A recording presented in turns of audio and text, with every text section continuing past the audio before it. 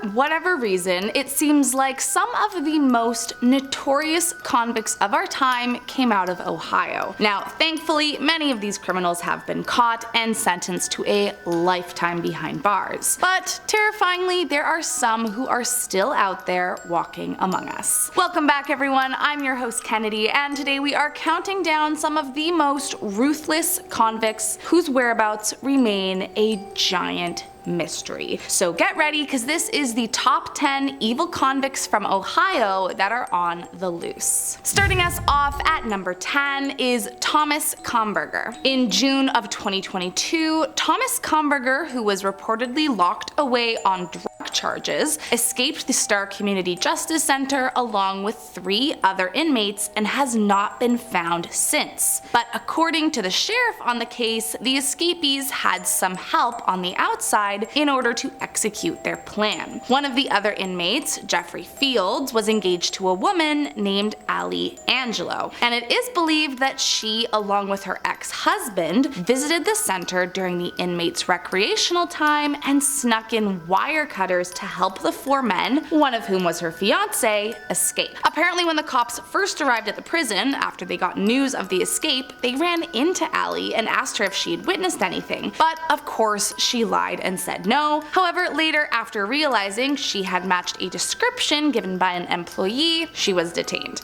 Now, thankfully, 3 of the 4 men were caught pretty shortly after the incident and sent back to the facility, but Thomas remains at large and is still very much a concern. Coming in at number 9, the Flat Tire Killer. Active between 1975 to 1976, this monster is believed to be responsible for between 12 to 35 deaths, though the exact number is still unknown. The perpetrator got his name as, allegedly, he would offer to help women traveling alone who had gotten a flat tire. But unbeknownst to them, it was the attacker who had deflated their tires in the first place. While not all victims followed the same formula, it was certainly the method for his first 2. Bodies of the victims were often found dumped into canals, while their cars were found abandoned miles away. Authorities believe the cause of most of the deaths to have been from drowning, and disgustingly, all were found with signs of being taken advantage of prior to their death as well. Over the years, with no culprits being found for these vicious attacks,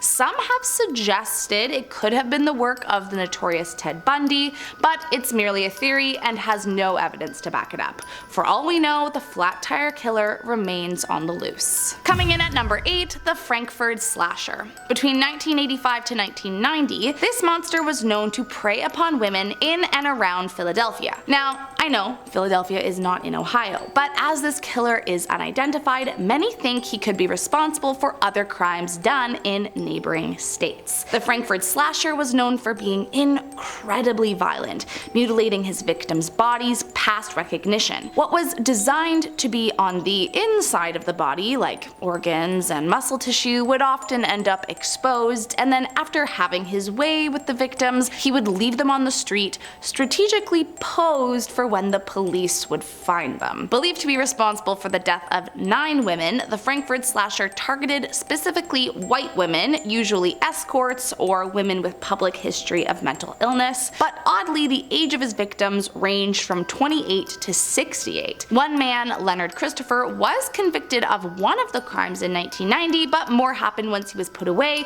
causing concern that they had found the wrong man. Further significant questions have popped up regarding the quality of evidence used to convict Christopher. He apparently did not match witness reports of the white man seen with other victims, leaving many in fear that the Frankford Slasher remains uncaught and unidentified. Next up at number 7, the Colonial Parkway Killer. An active criminal between 1986 to 1989, this person specifically targeted couples traveling the Eastern Scenic Parkway late at night. During that time, 3 couples were found dead and 1 couple went missing, but it is presumed that they had the same fate. A different couple was found each year, leading authorities to question, was this person only killing once a year, or were those just the ones they found? The cases have received major media coverage, including documentaries, news articles, and TV shows as recent as 2021. But despite having over 130 suspects, the FBI have yet to be able to put a name or face to the crimes. One bizarre piece to the puzzle is that in 2010, a note was discovered in a box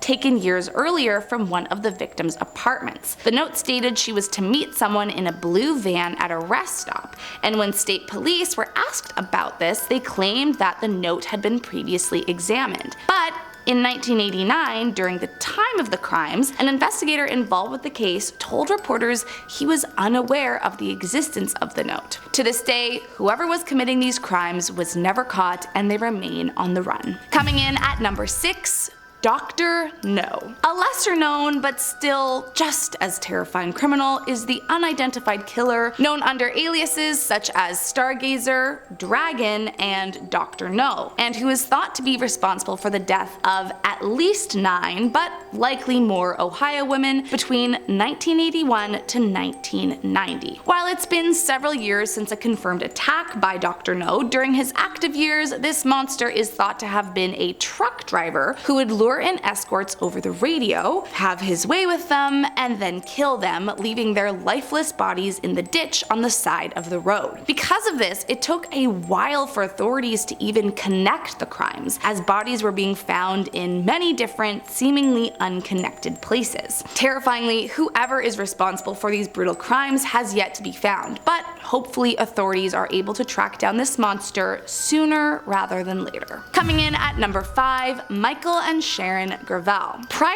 to 2003, adoptive parents Michael and Sharon Gravelle appeared to be a wholesome family. Over the years, they adopted 11 young special needs people, homeschooled them, and from the outside, everything seemed totally normal. But sadly, this couldn't have been further from the truth. As it turns out, their 11 adoptees were subjects of awful treatment. When authorities found them, they were being kept in cages, and the victims testified that they were often beaten, starved, and emotionally tortured. For example, inside these cage-like enclosures was reportedly an alarm that would go off anytime they tried to leave it, and so they were so terrified of setting it off, they would often soil themselves in the middle of the night rather than risk waking up one of their parents. The trial lasted about 2 years, and there was a lot of back and forth surrounding the reality of their neglect. Some community members came forward to say they were actually very loving parents, and Sharon and Michael insisted that the cages were actually to protect their adoptees from each other. However, with testimonies from the victims stating otherwise, by 2005 their sentence was decided. The Gravelles ended up facing just 2 years in prison for their deeds, which, I mean, I might not know all the details of the case, but if you ask me, it seems like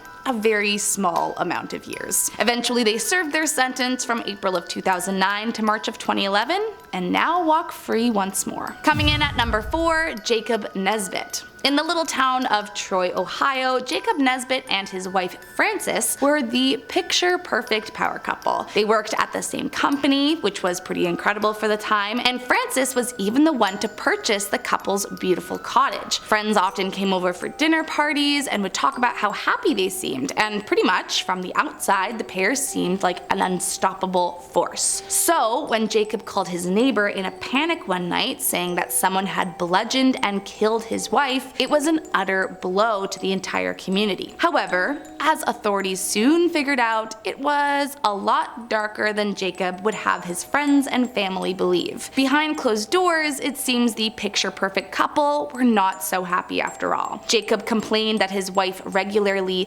humiliated him, or at least he felt that way, as she was the top earner at the manufacturing company, and this did not sit right with him. Reportedly, she would tease Jacob in regards to her success over his, and eventually one night, after one sly comment too many, Jacob grabbed a club and whacked her over the head with it until she died. From there, he dragged her lifeless body into the bathtub, then burned the evidence of his crimes before realizing what he had done and calling his neighbor. In 1926, he was sentenced to a life behind bars for his crimes, however was released only 10 years later and able to walk free. Now, to be fair, that was a long time ago, so I mean, he's probably not around anymore, but still, the whole situation was pretty wild. Coming in at number 3, I-70 killer. You wouldn't think the shopping mall off the highway would be a dangerous place to be or get a job, but in the spring of 1992, it very well could have been. 30 years ago, along the Interstate 70, or I-70, an unidentified man was responsible for the death of 6 store clerks who all had the same same things in common. They all worked in a shop off the same highway, they were all brunette with long hair, and they were mostly all women,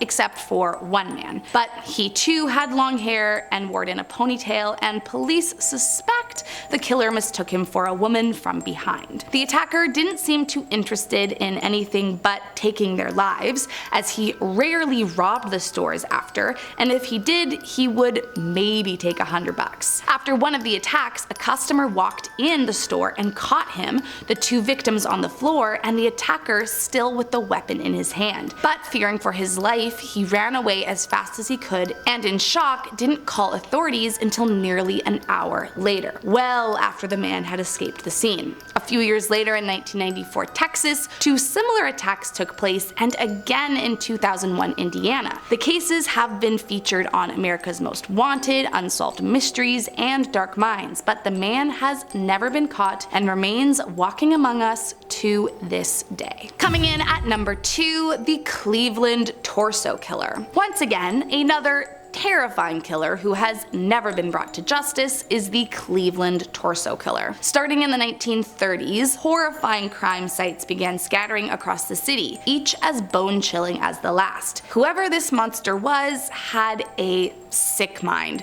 as each victim was always found the same: decapitated, plus most of them were also largely dismembered too. During the investigation, the convict enjoyed taunting the detective on his case, once leaving the bloody remains of two victims in full view of his office at City Hall, and at other times would provoke him by sending gruesome postcards. Now, as this monster was never identified, it's not ever been completely confirmed just how many people they hurt. However, the number is thought to be anywhere from 12 to 40, and of the 12 they were able to assure were the work of the torso killer, only 3 were able to be concretely identified due to the absolute wreckage that the killer put the victims through. Now, to be fair, this happened quite some time ago, so the likelihood of this killer being alive is incredibly improbable, but still terrifying nonetheless. And last up in our number 1 spot, Lester Eubanks. Born in 1943, Lester Eubanks is a terrifying fugitive who escaped prison 50 years ago